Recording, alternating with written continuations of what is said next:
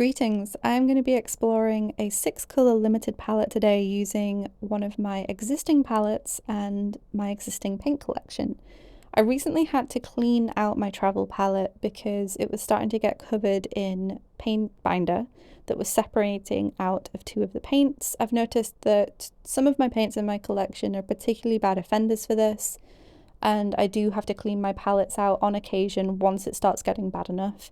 And it was starting to get bad enough. I had to take the pans out, clean the pans, and also soak the palette because it had gotten into the hinges and everything. So it gave me an opportunity to reassess, change out, and refill the palette. And I've ended up coming up with a different composition of paints this time around going into the new year. And I thought I would explore this palette with you. So we're going to be doing a simple colour wheel to start with. She's wonky, she's not perfect, do not judge her. But we're going to start with PY129. This is a pigment I have been loving over the last sort of year and a half-ish now. It is Azo Green by M. Graham, specifically. It is a very, very, very cool leaning yellow. What do I mean by that? It is a green yellow. It's typically also called green gold in other brands. It is technically a yellow pigment, PY129, but it is very green leaning. Next we have PO62, which in this particular case is Azo Orange by M. Graham. And this is going to be my very warm yellow. Very warm because it leans orange. It is an orange. So I've taken the idea of a split yellow primary and pushed it to the extreme. And I'm going to talk about why I've done that later in this video once I've gone through the pigments and we do some mixing with them. Next we have PV19, which is Quinacridone Rose. This particular one is Rose Madder Lake by Sennelier, and it is the main offender for the binder problem I was mentioning before. It happens on every palette I have.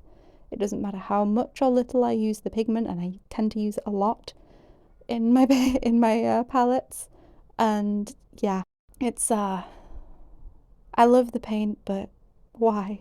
Why do you do this to me? Next we have Phthalo Turquoise, which is a mixture of 2 pigments. It is PB15 and PG7. This is also by Sennelier. This is my cool leaning blue in a much more typical split primary blue, and my warm blue is ultramarine blue, which is PB29, also by Sennelier.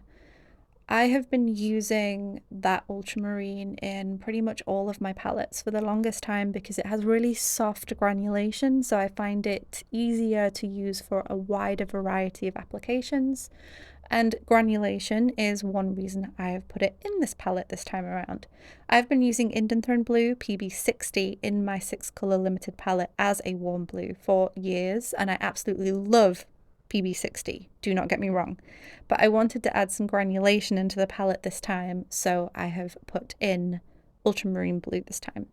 Finally, for the last slot, we have Burnt Umber. Again, this might be a surprise for some people. Why not Burnt Sienna? I will get into that, do not worry. Burnt Umber is PBR7, and this particular one is by Daniel Smith. So that is the 6-colour limited palette. I'm going to do a little bit of colour mixing on the wheel, and then I will actually use these paints to do a little wash over an ink sketch in my sketchbook so that you can see them in action.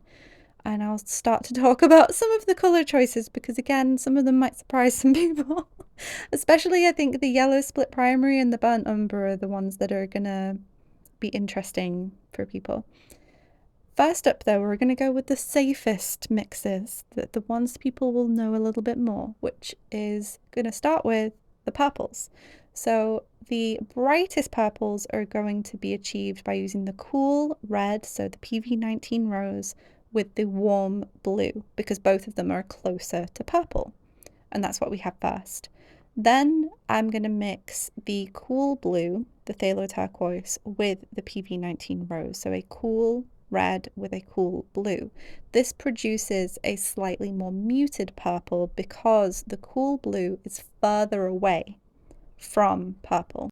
I find benefit in having that as an option because sometimes I do want a more muted purple, and it can be easier to be able to mix it with just two pigments than having to knock back a very bright purple with a complementary third colour. So we have a variety of purples available to me on this palette, and next we're going to show the blue. So if I mix together the ultramarine and the phthalo turquoise, we get a much more middle leaning blue. Sometimes this is useful, especially for painting particular shades of a sky or for water. And when I'm going outside, typically what I'm going to be looking for are landscape things or animals for when I'm painting animals outside. Next, I'm going to mix some greens. So I'm going to start with the greens that are the two pigments that are closest to green. So we have the PY 129, the azo green, and the phthalo turquoise. Both of those are green leaning, so they're going to produce brighter, clearer, cleaner greens. And I've put it so that there's a little bit more of the turquoise next to the turquoise and a little bit more of the azo green next to the azo green. Then I'm going to mix together the azo green and the ultramarine. Because ultramarine is further away from green, it is going to produce a more muted green when mixed with the PY 129. And again, it is nice to have options available to be able to use muted and more cleaner, brighter greens when out and about mixing for landscapes especially, and for the settings around animals that I might be painting outside. So let's address the elephant in the room, shall we? I originally was using PY 150 on my 6-colour limited palette. It is my favourite yellow. It has been ever since I first picked out a tube to try it years and years ago, and I have been using it pretty much on every palette ever since. But I switched it out. Why would I switch it out? Well, there are a couple of reasons. The first reason is that I can still mix a yellow, and it is a yellow that fits my needs. So when you have colours that have high chroma and you mix them together, they can still mix quite a high chroma colour. It's not going to be as bright and as clean as a single pigment yellow, but it is still going to be quite bright. It's just going to be a little bit more muted. And that is the result of mixing together PY 129 and PO 62. I'm able to produce a nice natural looking yellow, and that's what I want when painting animals and landscapes. The second reason is because I could not decide if I wanted to put azo orange or azo green onto the palette, and I decided to kick off PY 150 to put both of them on the palette instead, because I really wanted to have both of them on the palette. It was something I wanted. Third reason, which is tied into the second reason, it's for fun. I've put together this palette for fun. This is not me putting out a palette out there to say this is the palette beginners should use or anything like that. I have put this palette out there to share what I am finding fun at the moment. That is one reason why I've made this palette the way I have as well. And another reason is for a challenge. I want to challenge myself to see what it's like to use a very extreme split primary yellow. So tons of different reasons. But while I've been saying that, I've been mixing together the azo orange and the PB19 to produce a range of warm oranges and warm reds. I don't typically tend to reach for warm red, something like a pyrrole scarlet in its pure form when painting animals and landscapes. I use it in tiny amounts and mainly for mixing. So having a slightly more muted range of warm oranges and reds is fine for me and for my purposes of this palette. And then finally, we can produce a neutral grey, both leaning warm or cool, by using the burnt umber and the ultramarine together.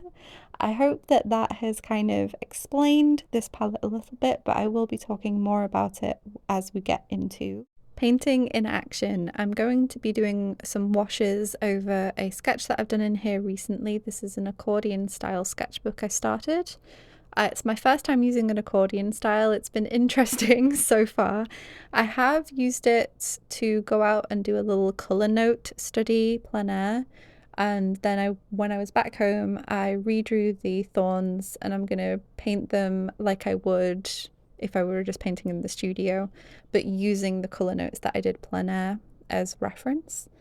But we're going to be getting into this leopard here. So I did this drawing in brush pen. I used a Sakura Pigma FB is the name of it, just off the top of my head. That's the main brush pen I've been using recently, and the whiskers I used a 0.25 millimeter micron, if I'm remembering correctly. Sorry about the sun. For a moment it gets a little bit bright, but then it calms down again. I did decide to blur it out just so it wasn't as harsh on your eyes. Thankfully though, that is the only time it happened during the recording. I'm using a water brush for this because I am trying to iron out what I want to bring with me on a trip coming up. So on the weekend, I'm going to be going to Yorkshire Wildlife Park and I am planning on painting the animals this time. We're hoping that the weather is going to be good this time. It was awful the last time we went. But I'm bringing some sketching stuff, I'm bringing some watercolour stuff, and this is the palette I'm taking with me. I have a love-hate relationship, mainly hate relationship with water brushes. I really appreciate their convenience, but I do not enjoy using them. It's just not a pleasurable experience for me, and it is not a process of painting that I like as much as I do just using water and normal brushes. And this pretty much solidified that again for me. Every time I use water brushes, I have the same experience and I'm like, yep, nope, I hate them. But then I try them again and then I'm like, yep, nope, I hate them. And then I just repeat that in a cycle. But I'm most likely going to bring one along with me just in case anyway. Because again, for me, I do appreciate their convenience and they are like a needs must last resort scenario for me. But I'll bring one with me, but I'm probably just going to plan to use water and brushes just in a much smaller capacity than at home. So this sketch just solidified that for me once again. I have to keep reminding myself. Maybe one day I'll enjoy them, but every single time I try, same result happens. But yes, I mixed a bunch of different yellows and earthy tones using the azo orange, the azo green, and also the burnt umber. At one point, I did also make a slightly more pinky reddish brown by adding in a little bit of that PV19, and whenever I was neutralizing those, I was adding a little bit of the ultramarine. I didn't use the phthalo turquoise at all in this. I do find it a little bit difficult making a small example where I would use all 6 pigments, so I'm sure in future videos you'll probably see me use the phthalo turquoise in other examples, but I think most people probably would have been interested in seeing the azo orange and azo green in action for this. To address the burnt umber, because I did say I was going to, I like flipping between burnt sienna and burnt umber on limited palettes because I have a love of and appreciation for both of them. At the moment, I am in a burnt umber phase. I am loving burnt umber, so I'm just leaning into that and I'm going with burnt umber. Burnt umber produces much more moody, stormy greys and neutrals when mixed with ultramarine than burnt sienna does. Burnt sienna still produces lovely, deep, and also light greys with ultramarine, but there's just something stormy and yeah, there's just something different about when you mix together burnt umber and ultramarine, and I flip-flop over time. I go through phases of loving those greys and then I go through phases of loving the burnt umber, the burnt sienna, sorry, and ultramarine greys. Burnt umber takes up 2 roles for me in this palette. One is for producing earth tones much more quickly than if I were just using your more traditional split primary set with no earth tone. Another reason is for neutralizing the ultramarine to either make it a slightly more grey blue to produce shadows, as you've seen on this, or to make greys. And being able to make greys, neutrals and earth tones quickly when I'm out and about is very beneficial to me versus just using the split primaries and still being able to mix greys and neutrals and earth tones, but it taking a little bit more mixing effort and time. You can definitely use burnt sienna instead. I'm just in a burnt umber mood at the moment. All in all, this palette is a pure indulgence palette for me. It's a palette for me to have fun, to challenge myself, to use the pigments I'm loving at the moment. And I'm happy to share it with you. I hope that you found it interesting and maybe a little bit different. Thank you so much for watching, and I'll see you next time. Bye!